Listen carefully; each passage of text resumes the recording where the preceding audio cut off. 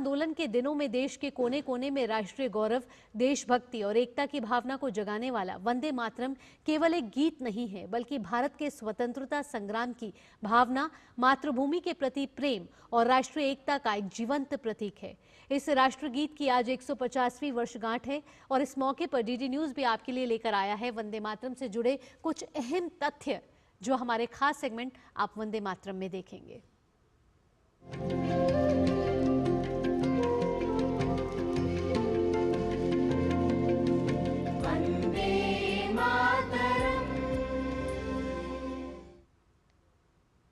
महान राष्ट्रभक्त बंकिम चंद्र चट्टोपाध्याय ने 7 नवंबर 1875 को अक्षय नवमी के दिन देशभक्ति गीत वंदे मातरम की रचना की।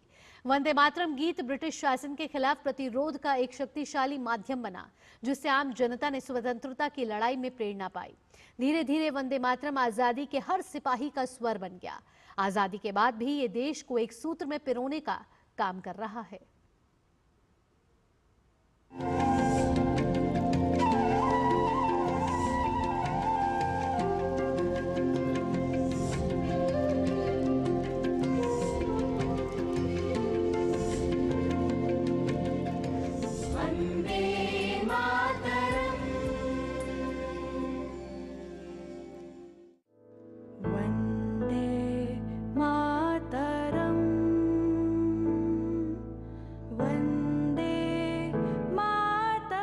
आज से 150 साल पहले महान बांग्ला साहित्यकार और राष्ट्रप्रेमी बंकिम चंद्र चटर्जी द्वारा लिखा गया वंदे मातरम गीत आजादी के संघर्ष के दिनों में न केवल भारत के स्वतंत्रता संग्राम का प्रतीक बन गया, बल्कि करोड़ों देशवासियों में देशभक्ति के प्राण भी फूंके।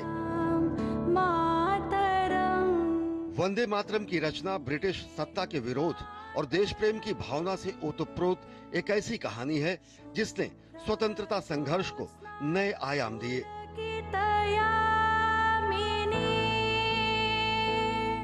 इस गीत की रचना की पृष्ठभूमि 1870 के दशक में बंगाल के भीषण अकाल, अंग्रेजी कुशासन और जमींदारों के शोषण से मर रही जनता को जागृत करने के लिए उठे सन्यासी विद्रोह पर आधारित था।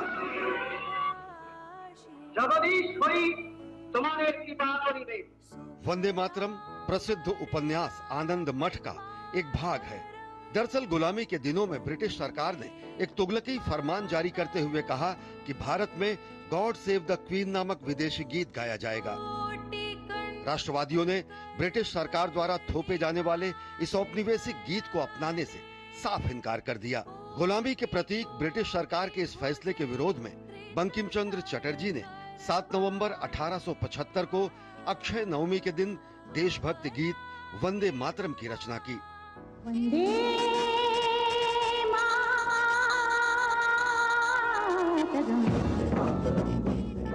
दरअसल उस समय भारत में बड़े पैमाने पर सामाजिक, सांस्कृतिक और राजनीतिक परिवर्तन हो रहा था और राष्ट्रीय पहचान और विदेशी शासन के प्रति प्रतिरोध की भावना काफी प्रबल हो रही थी।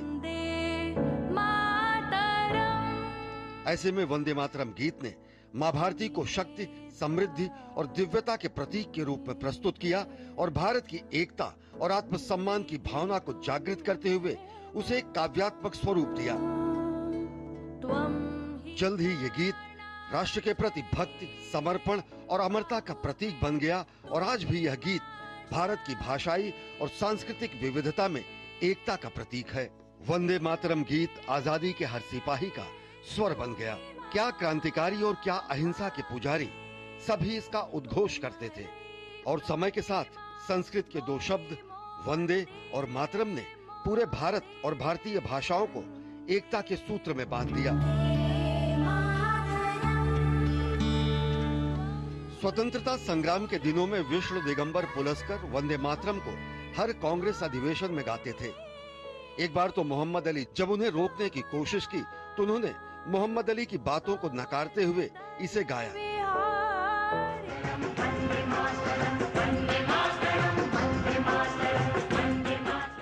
और जब देश आजाद हुआ तो 15 अगस्त 1947 को ओंकारनाथ ठाकुर ने वंदे मातरम गीत गाकर आजादी का स्वागत किया। आजादी का प्रतीक और हमारे स्वतंत्रता संघर्ष की निशानी इस राष्ट्रीय गीत का अनेक भाषाओं में अनुवाद किया गया। प्रख्यात लेखक, कवि और स्वतंत्रता सेनानी सुब्रमण्यम भारती ने इसका तमिल में अनुवाद किया। स्वर कोकिला लता मंगेशकर ने कन्नड़ भाषा में वंदे मातरम की शानदार प्रस्तुति दी है। स्वतंत्रता की 50वीं वर्षगांठ के अवसर पर स्वस्थ न होने के बावजूद पंडित भीमसेन जोशी ने संसद भवन के सेंट्रल हॉल में खड़े होकर वंदे मातरम गीत गाया। यहाँ रुक रहे एक छोटे से ब्रेक के लिए, जल्द हाजिर होते हैं। हिंग देना, वो वाली MDH की सुपर हीट। जिन्होंने यूज किया है वो जानते हैं असली हींग का स्वाद। MDH सुपर हीट, शुद्धता का असली तड़का। असली मसाले सच सच MDH। अरे द्रविड़ जी, आपको गैराज छोड़ दूं? आइए। काश आप जैसा गेम चेंजर हमारे पास भी होता। है ना, खेती का गेम चेंजर जय किसान नवरत्न नैनो शक्ति नैनो DAP। इसके हर ड्रॉप में है करोड़ों नैनो पार्टिकल्स की शक्ति। नैनो पार्टिकल्स के कारण पत्तियां इन्हें दोनों साइड से अब्सॉर्ब करें बिना वेस्टेज और उपज खूब बढ़ाएं। जय किसान नवरत्न नैनो शक्ति नैनो DAP, विज्ञान का वरदान, हर फसल की शान। मेरी पसंद, मेरी पसंद, मेरी पसंद, मेरी पसंद, हमारी पसंद। हम सबकी पसंद। मजबूत देश का मजबूत सरिया हो गया स्टील। पता है, लोग अक्सर मुझसे पूछते हैं कॉल सेंटर का स्टेडी जॉब क्यों छोड़ा। I wanted more out of life. बस मैंने अपना स्टार्टअप शुरू किया। जानना चाहोगे कैसे? Then start up your own business as an LIC agent. यहाँ सब कुछ है। Great products, zero investment, leading organization and unlimited opportunities. तो क्या आप तैयार हैं? LIC एजेंट बनो। अब बड़ा सोचो। हमारी वेबसाइट पर जाएं या अपनी नजदीकी LIC शाखा से संपर्क करें। सस्ते वाले दाल मसाले स्वाद हुआ बेकार। MDH की हल्दी मिर्ची धनिया करे कमाल। ये रंग दे, ये खुशबू दे, ये तीखा, ये कम पड़े। क्या निराला MDH मसाला।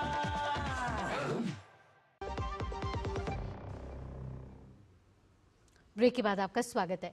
स्वतंत्रता आंदोलन के दिनों में देश के कोने कोने में राष्ट्रीय गौरव, देशभक्ति और एकता की भावना को जगाने वाले गीत वंदे मातरम के 150 वर्ष पूरे होने के अवसर पर राष्ट्रपति द्रौपदी मुर्मू ने एक्स पर पोस्ट कर लिखा कि 19वीं सदी में बंकिम चंद्र चट्टोपाध्याय ने ब्रिटिश हुकूमत के विरुद्ध सन्यासी विद्रोह की पृष्ठभूमि में वंदे मातरम का जो अमर गीत रचा, वह 1905 के स्वदेशी आंदोलन के समय से जन जन का प्रेरणा स्रोत बन गया। तब से ही भारत माता की वंदना का यह गीत हमारे देशवासियों की भावनात्मक चेतना और एकता का उद्घोष बना हुआ है और बना भी रहेगा। स्वाधीनता के बाद देश ने राष्ट्रगीत के रूप में इसे सादर अपनाया। इस गीत के 150 वर्ष पूरे होने के गौरवशाली अवसर पर हम सभी देशवासी ये दृढ़ संकल्प लें कि हम भारत माता को इस गीत की भावना के अनुरूप सुजला, सुफला और सुखदा बनाए रखेंगे। वंदे मातरम। राष्ट्रगीत के रूप में इसे सादर अपनाया। वंदे मातरम ने राष्ट्रीय गीत वंदे मातरम के स्मरणोत्सव का उद्घाटन किया। नई दिल्ली के इंदिरा गांधी इंडोर स्टेडियम में स्मरणोत्सव का आयोजन हुआ। कार्यक्रम में वंदे मातरम का सामूहिक गान किया गया। इस अवसर पर प्रधानमंत्री ने एक स्मारक डाक टिकट और सिक्का जारी किया।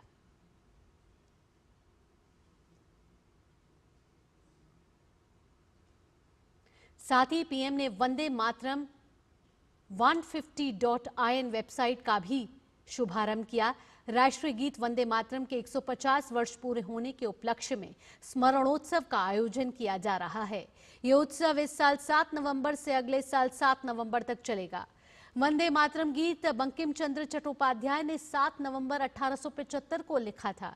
कार्यक्रम में अपने संबोधन में प्रधानमंत्री नरेंद्र मोदी ने कहा कि वंदे मातरम गीत ने अमरत्व को प्राप्त कर लिया है। ये गीत हर दौर में प्रासंगिक है। वंदे मातरम हर दौर में, हर कालखंड में प्रासंगिक है। इसने अमरता को प्राप्त किया है। वंदे मातरम की पहली पंक्ति है, सुजलाम सुफलाम मलयज शीतलाम सच्य श्यामलाम मातरम, अर्थात प्रकृति के दिव्य वरदान से सुशोभित हमारी सुजलाम सुफलाम मातृभूमि को नमन। साथियों, यही तो भारत की हजारों साल पुरानी पहचान रही है।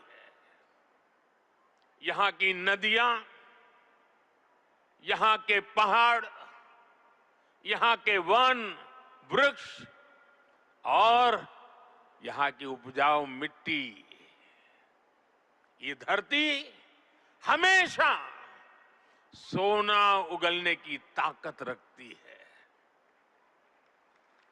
सदियों तक दुनिया भारत की समृद्धि की कहानियां सुनती रही थी।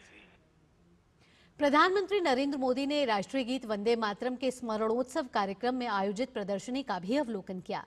प्रदर्शनी वंदे मातरम गीत के गौरवशाली इतिहास को प्रदर्शित करती है।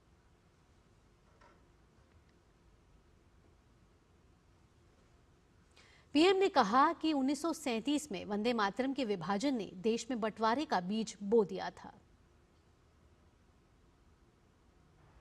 आजादी की लड़ाई में वंदे मातरम की भावना ने पूरे राष्ट्र को प्रकाशित किया था, लेकिन दुर्भाग्य से 1937 में वंदे मातरम के महत्वपूर्ण पदों को, उसकी आत्मा के एक हिस्से को अलग कर दिया गया था।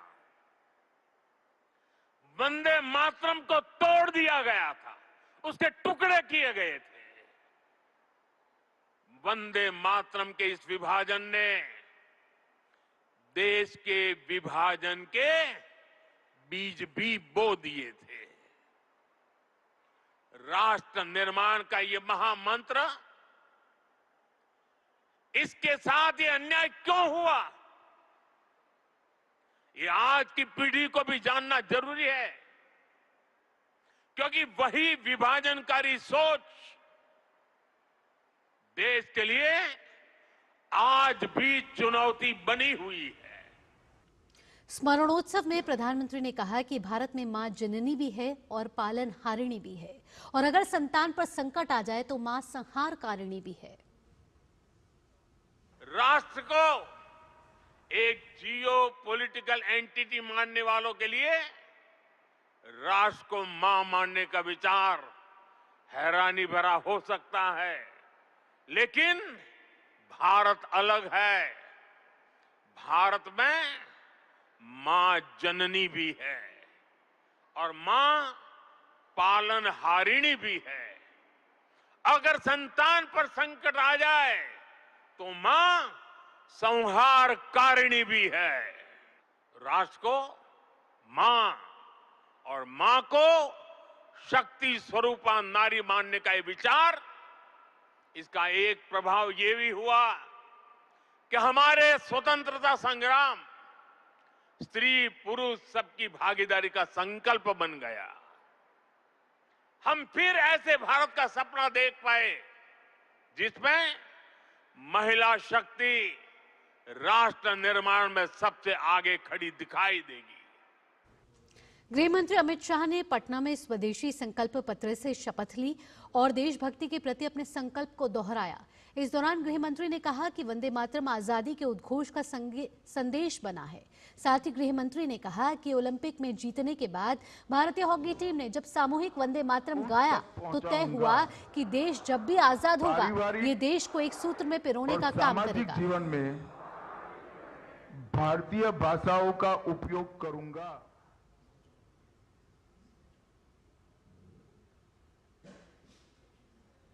सजग रहकर स्वदेशी और प्रकृति अनुकूल उत्पादों का प्रयोग करूंगा और देश के पर्यटन स्थलों को मैं प्राथमिकता दूंगा। मेरे वंदे मातरम एक प्रकार से आनंद मठ नवलिका का एक हिस्सा है। वंदे मातरम ये बाद में आजादी के आंदोलन का उद्घोष बना। 1936 में बर्लिन ओलंपिक की फाइनल के पहले अपनी ओलंपिक टीम ने, हॉकी की टीम ने जब सामूहिक वंदे मातरम गाया, तभी ये निश्चित हो गया था देश जब भी आजाद होगा ये एक राजनीतिक सूत्र बनने की जगह पूरे देश को एक रखने का और देशभक्ति को हमेशा जगाने का एक कारण बनने वाला है। आगे बढ़ेंगे। उत्तर प्रदेश के मुख्यमंत्री योगी आदित्यनाथ ने राष्ट्रीय गीत वंदे मातरम के 150 वर्ष पूरे होने के उपलक्ष्य में आयोजित कार्यक्रम में कहा कि वंदे मातरम गीत आजादी के आंदोलन का हिस्सा बना। ये एक ऐसा मंत्र बन गया जिसने पूरे देश को एकता के सूत्र में बांध दिया, जिससे एक व्यक्ति जाति, पंथ और धर्म से ऊपर उठकर अपने राष्ट्र के बारे में सोच सके। विदेशी हुकूमत ने 1905 में बंग भंग के माध्यम से भारत की भुजाओं को काटने का दुस्साहसिक निर्णय लिया था। उस समय भी इस गीत ने पूरे भारतवासियों को एकजुट होकर के इसका प्रतिकार करने की एक नई प्रेरणा दी। उसके बाद के कालखंड में लगातार कोई भी क्रांतिकारी फांसी के फंदे को चूम रहा है, लेकिन उसके मुंह से एक ही मंत्र निकलता है, वह वंदे मातरम का। कोई भी स्लोगन दिया, वंदे मातरम उसका हिस्सा बना। पूरे देश को एकता के सूत्र में बांधने वाला एक ऐसा मंत्र बना जब व्यक्ति जाति, मत और मजहब से ऊपर उठकर के अपने राष्ट्र के बारे में भी सोच सके। राष्ट्रीय गीत वंदे मातरम के 150वें वर्षगांठ पर गुजरात के कच्छ में कार्यक्रम का आयोजन किया गया, जिसमें गुजरात के उप मुख्यमंत्री हर्ष सांघवी ने बीएसएफ जवानों के साथ राष्ट्रीय ध्वज फहराया। तो ये तस्वीरें गुजरात की, जहां गुजरात के उप मुख्यमंत्री हर्ष सांघवी ने राष्ट्रीय ध्वज फहराया है। असम के मुख्यमंत्री हेमंत बिस्वा शर्मा राष्ट्रीय गीत वंदे मातरम के 150 वर्ष पूरे होने के उपलक्ष्य में गुवाहाटी के जनता भवन में विशेष कार्यक्रम में शामिल हुए। इस दौरान वंदे मातरम के पूर्ण संस्करण का सामूहिक गायन हुआ।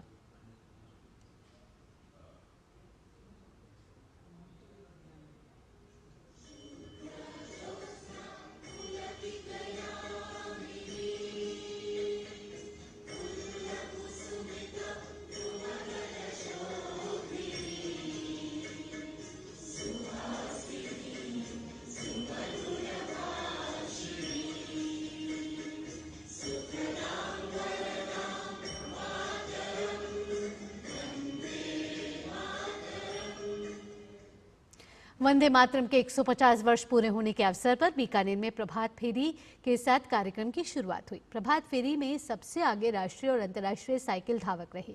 पारंपरिक वेशभूषा में सजे धजे रोबेलों ने भी इसमें भागीदारी निभाई।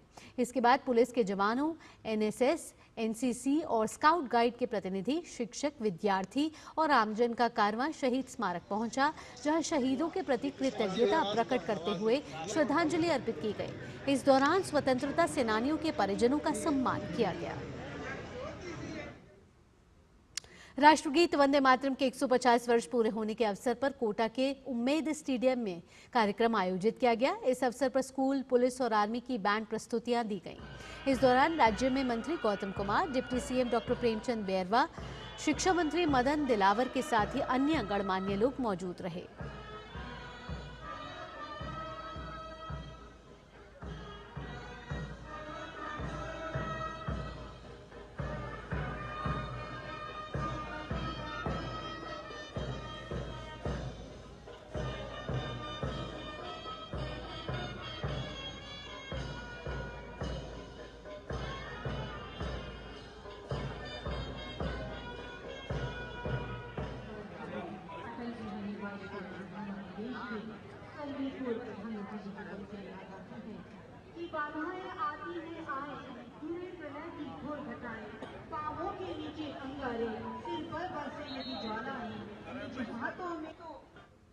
राष्ट्रीय गीत वंदे मातरम के 150 वर्ष पूरे होने के अवसर पर पूरे देश में विशेष कार्यक्रम आयोजित किए जा रहे हैं।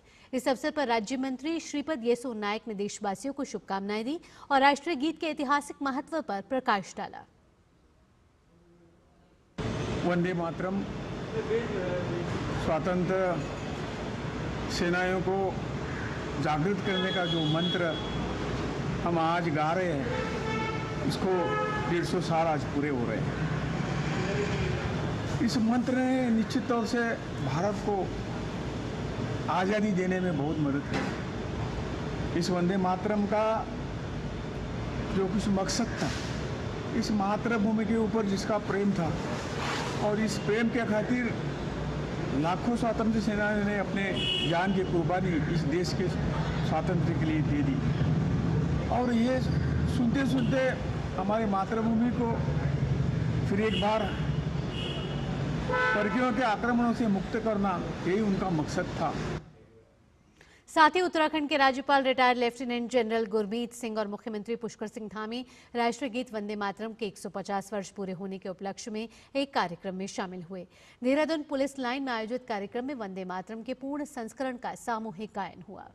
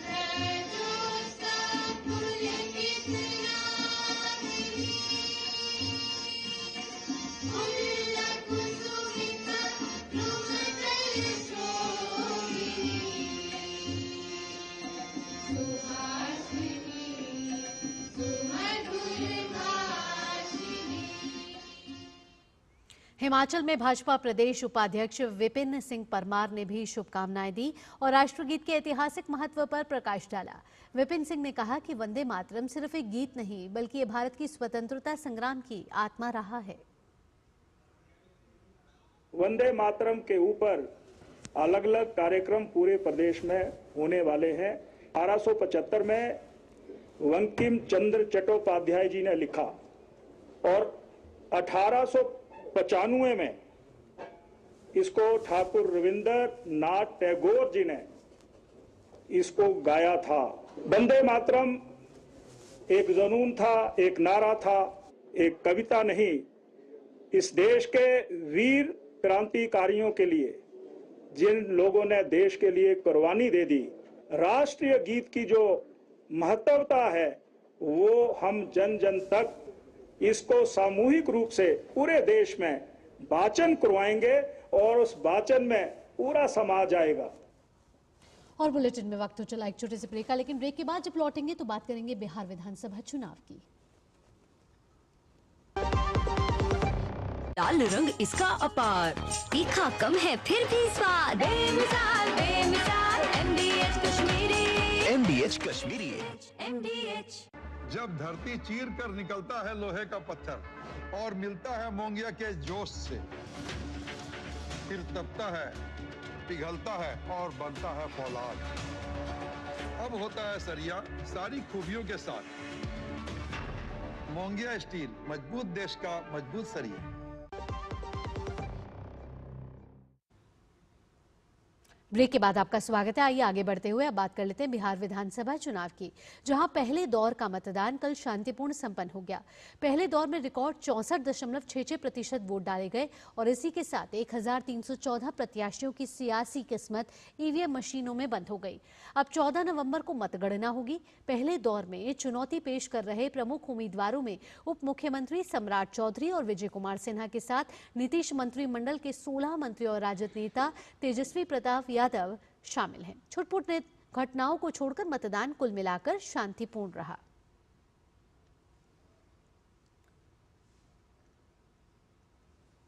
बात अब दूसरे चरण की कर लेते हैं तो बिहार विधानसभा चुनाव के दूसरे चरण के लिए दिग्गजों का प्रचार आज भी जारी रहने वाला है।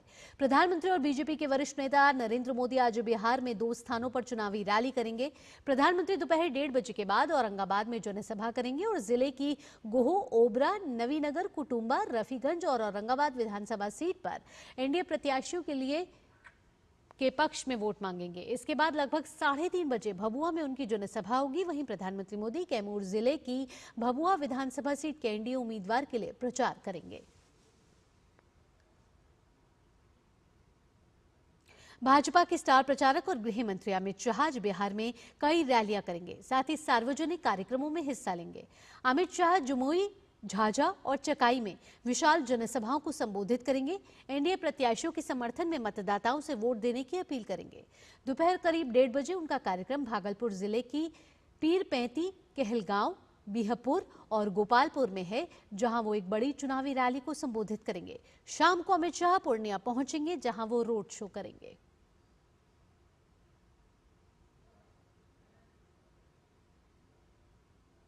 आइए अब जान लेते हैं कि महागठबंधन क्या रणनीति के साथ दूसरे चरण में आगे बढ़ रहा है। बिहार के पहले चरण में रिकॉर्ड मतदान होने के बाद दूसरे चरण के लिए दिग्गजों का प्रचार आज भी जारी रहने वाला है। महागठबंधन के तमाम बड़े नेता चुनाव प्रचार करेंगे। कांग्रेस नेता सचिन पायलट बिहार के कटिहार जिले में 2 चुनावी सभाओं को संबोधित करेंगे, तो वहीं तेजस्वी यादव, राहुल गांधी समेत कई दिग्गज नेता महागठबंधन में एकजुटता का संदेश देने के लिए पार्टी के समर्थन में चुनावी प्रचार और रैलियों को संबोधित करेंगे।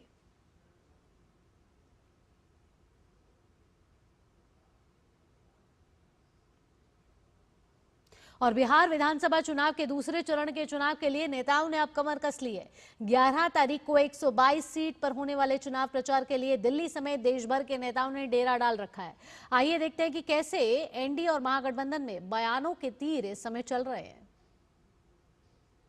तो कोई नकार नहीं सकता है कि बिहार, आगे बढ़ता हुआ बिहार और विकसित भारत की ओर बढ़ता हुआ बिहार यदि किसी ने बनाने का काम किया है तो नीतीश कुमार जी मुख्यमंत्री के नेतृत्व में ही 14 तारीख को सुबह 8 बजे मतगणना होगी। 11 बजते लालू और राहुल की पार्टी का सुपड़ा साफ हो।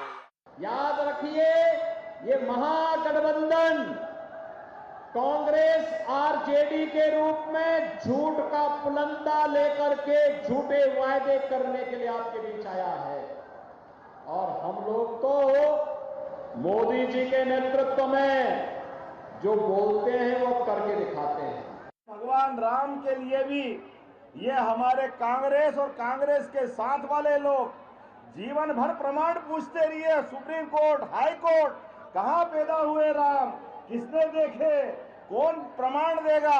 अब आप बताओ, भगवान राम और कृष्ण की धरती पर भी अयोध्या में भगवान राम पैदा हो, कितना दुर्भाग्य कांग्रेस के लोगों का, वो वहां प्रमाण मांग रहे थे।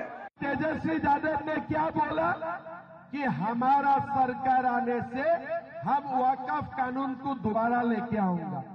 अरे तेजस्वी, तुम क्या कर सकते हो? कुछ नहीं कर सकते हो। महागठबंधन की सरकार किसी एक जात की सरकार नहीं होगी, किसी एक धर्म की सरकार नहीं होगी। मैं आपको गारंटी कह रहा हूं, महागठबंधन की सरकार अति पिछड़ों की होगी, पिछड़ों की होगी, महादलितों की होगी, दलितों की होगी, अल्पसंख्यकों की होगी, गरीब जनरल कास्ट की होगी। सबसे महत्वपूर्ण बात यह है कि आपको इस देश के निर्माण में अपनी भागीदारी, अपना अस्तित्व समझना पड़ेगा। आपको समझना पड़ेगा कि इस देश को बनाने वाले आप हैं, आपके पूर्वज हैं। सब लोगों को मिलकर नंबर 1 बिहार बनाना है, नया बिहार बनाना है, जहां पढ़ाई, दवाई, कमाई, सिंचाई, सुनवाई और कार्रवाई वाली सरकार हो, भ्रष्टाचार, अपराध मुक्त सरकार हो। सभी लोगों को अपना अपना मत देना चाहिए और एक-एक वोट का महत्व है। पूर्व कांग्रेस नेता आचार्य प्रमोद कृष्णम ने राहुल गांधी पर निशाना साधा है।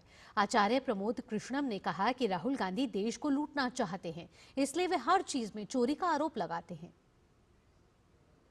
पूरी जिंदगी देश की संपदा को चोरी करते करते बीत गई है, लूटते लूटते बीत गए।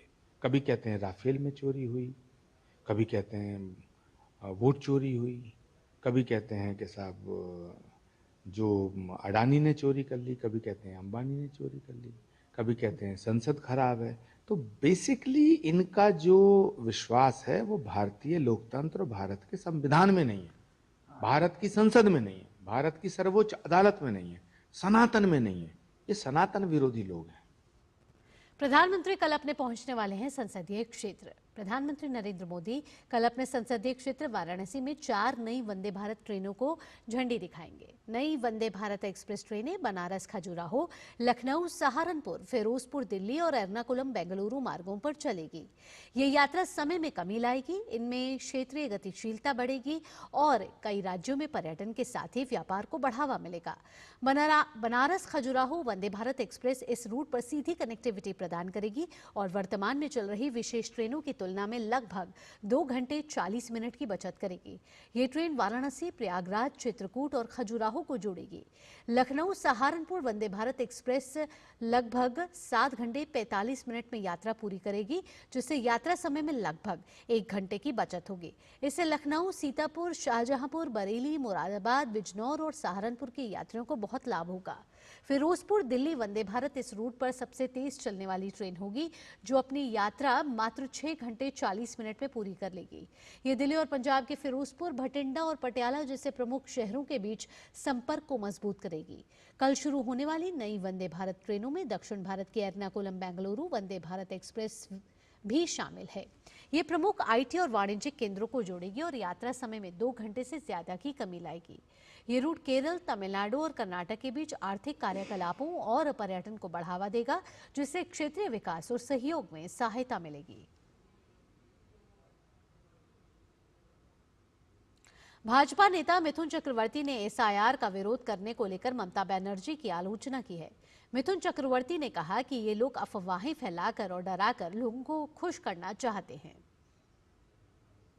हम किसी के खिलाफ नहीं है, ये अफवाह फैला के लोगों को डरा के कुछ करना चाहते हैं, कुछ नहीं। हम तो पहली बात तो कह दिया कि जहाँ से भी हिंदू आएंगे उनको हम ठीक तरह से उनको सिटीजनशिप बना के वोट का अधिकार दिलवाएंगे, और जो भारतीय मुस्लिम है वो भी अपने अधिकार से वोट दे सकते हैं। तो प्रॉब्लम कहाँ है? हम पूछना चाहते हैं किस लिए आप आंदोलन में उतर रहे हैं, कोई वजह है? अब खबर कर्नाटक से है। कर्नाटक में गन्ना किसानों का आंदोलन लगातार तेज होता जा रहा है। बेलगावी जिले में किसानों का विरोध प्रदर्शन अब उग्र रूप ले चुका है। मूडलागी के पास गुरलापुर क्रॉस में हजारों की संख्या में किसान अनिश्चितकालीन धरने पर बैठ गए हैं। किसानों की मांग है कि गन्ने का भाव 3300 रुपए प्रति टन तय किया जाए।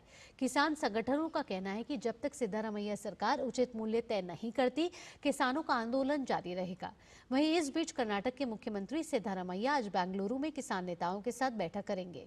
तो वहीं किसान संघ के राज्य अध्यक्ष ने चेतावनी दी है कि अगर आज मुख्यमंत्री की अध्यक्षता में होने वाली बैठक में कोई ठोस निर्णय नहीं लिया गया तो यह आंदोलन राज्यव्यापी रूप ले लेगा और राष्ट्रीय राजमार्गों को भी बंद किया जाएगा। वहीं कन्नड़ समर्थक संगठनों ने बेलगावी बंद का भी आह्वान किया है। बता दें कि इससे पहले कल राज्य के चीनी उद्योग मंत्री शिवानंद पाटिल ने गुरलापुर जाकर धरने पर बैठे किसानों से मुलाकात की। बातचीत के दौरान उन्होंने किसानों से 2 दिन का समय मांगा है और आश्वासन दिया है कि राज्य और केंद्र सरकार दोनों से चर्चा कर किसानों के हित में निर्णय लिया जाएगा। अब सबकी निगाहें मुख्यमंत्री के साथ होने वाली इस बैठक पर टिकी हैं, क्योंकि यही तय करेगा कि क्या किसानों का यह आंदोलन शांत होगा या और उग्र रूप लेगा।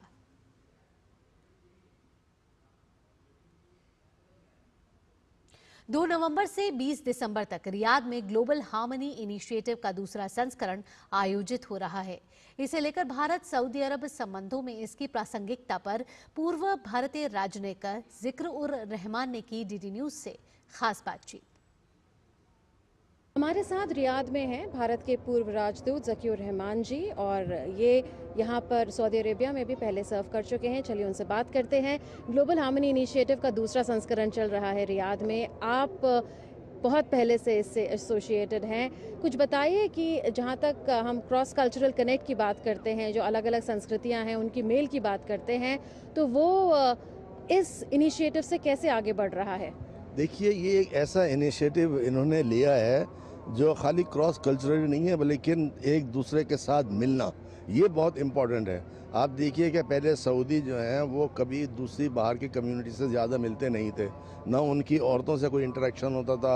इनके क्राउन प्रिंस आए हैं और उन्होंने विजन 2030 दिया है, विजन 2030 दिया है। तब से सऊदी अरबिया बहुत ओपन होना शुरू हो गया आहिस्ता आहिस्ता। इनका जो असल मकसद है वो ये है कि जो बाहर की इतनी सारी कम्युनिटीज़ हैं जो यहाँ रहती हैं, बाहर के लोग जो यहाँ रहते हैं, वो यहाँ के लोकल लोगों के साथ मिलें जुलें, उनका तरीक़ा देखें, उनका कल्चर देखें, उनकी संस्कृति देखें, उनकी ज़बान को सुनें। हम इंडिया वीक मना रहे हैं तो उसमें इंडियन इतने नहीं आते हैं जितने सऊदी आते हैं, और उसकी वजह से कि सऊदियों को पता है कि अगर इंडियंस का प्रोग्राम है और इंडियंस का वीक मनाया जा रहा है तो हम जाएंगे। उनको यहाँ खाना भी मिलता है, उनको यहाँ म्यूज़िक भी मिलता है, उनके यहाँ लोग भी मिलते हैं, उनके यहाँ अच्छी बात करने वाले भी मिलते हैं। अब आप यहाँ देखिए, लोग चूड़ियाँ बना रहे हैं, कोई साफ़ा बना रहा है, जितने भी हमारे जो दस्तकार हैं वो सब यहाँ हैं। तो ये एक इतना बड़ा अट्रैक्शन है और सऊदियों के लिए और यहाँ के लोगों के लिए एक नमूना है, और वो कहते हैं कि ये काश हमें मालूम होता पहले से कि ये ऐसी चीज़ है। 1990s में आप यहाँ थे, तब से अब तक सऊदी अरेबिया कितना बदल चुका है? सऊदी अरेबिया बहुत बदला है। पहले सऊदी अरेबिया में तो हम ये सब चीज़ें सोच भी नहीं सकते थे जो आज देख रहे हैं। लड़कियां ख़ास तौर पर आप देखिए हर जगह काम कर रही हैं, रिसेप्शनिस्ट हैं वो जो है, और सरकारी दफ्तरों में हैं। और ये जो यहाँ की जो औरतें हैं वो तो ताज्जुब की बात ये है कि 50% से ज़्यादा सरकारी महकमों में है। सऊदी अरेबिया सिर्फ बदल नहीं रहा है, लेकिन वो अपनी कहानी जो बदलाव की है वो भी दुनिया तक दिखा रहा है।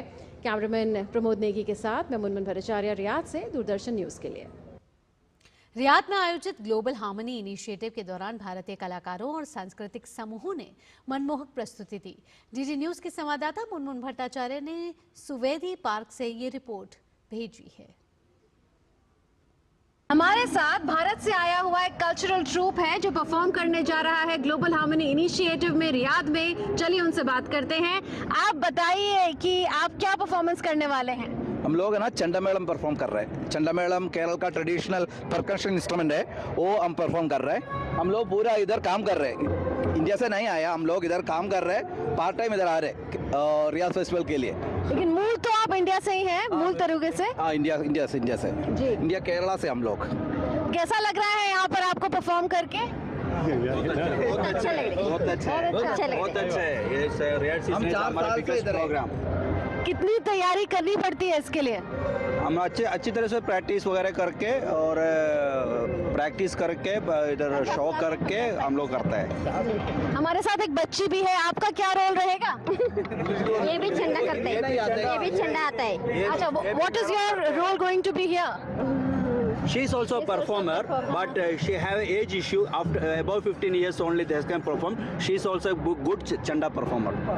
कैसा रिसेप्शन मिल रहा है? What is the kind of reception that you are getting from here? What is the kind of response? Are people really rooting for you? बहुत अच्छा है, हमको बहुत अच्छा रेस्पॉन्स मिल रहा है। सब आपको भी वीडियो पकड़ रहे हैं, सब हाथ मिला रहे हैं, सब बहुत अच्छा है। ऑस्ट्रेलिया के वैज्ञानिक एक ऐसे आर्टिफिशियल इंटेलिजेंस टूल का विकास कर रहे हैं जो रेटिना यानी कि आंख की झिल्ली की तस्वीरों का विश्लेषण करके हृदय और गुर्दे से जुड़ी क्रॉनिक बीमारियों का अधिक सटीक रूप से पता लगा सकेगा। ऑस्ट्रेलिया की मोनाश यूनिवर्सिटी के नेतृत्व में चल रहे इस शोध परियोजना का उद्देश्य एक फाउंडेशनल AI मॉडल तैयार करना है जो रेटिना की छवियों के माध्यम से कई तरह की सिस्टमैटिक बीमारियों की पहचान कर सके। शोध दल उन्नत एआई तकनीक की मदद से सैकड़ों हजारों लोगों के स्वास्थ्य डेटा से जुड़ी रेटिना छवियों का विश्लेषण करेगा ताकि नॉन इन्वेसिव और अधिक सटीक स्क्रीनिंग उपकरण विकसित किए जा सके और ये समय रहते रोग की पहचान, उपचार और रोकथाम में मदद कर सके। ये मॉडल एक साथ कई बीमारियों की पहचान करने में सक्षम होगा, जो अब तक के सिंगल डिजीज, एक रोग पर केंद्रित तरीकों से कहीं अधिक व्यापक होगा। रेटिनल इमेजिंग के जरिए बीमारियों की शुरुआत में ही उसे पहचानना आसान होगा और इससे हमारी स्वास्थ्य व्यवस्था उपचार पर नहीं बल्कि रोकथाम पर केंद्रित हो सकेगी।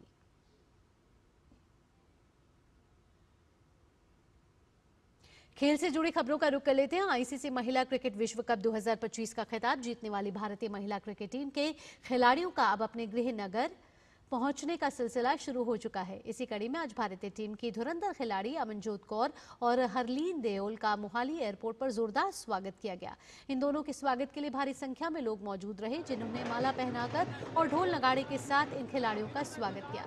भारतीय टीम ने रविवार को नवी मुंबई में खेले गए फाइनल मुकाबले में दक्षिण अफ्रीका को हराकर पहली बार वनडे विश्व कप का खिताब अपने नाम किया।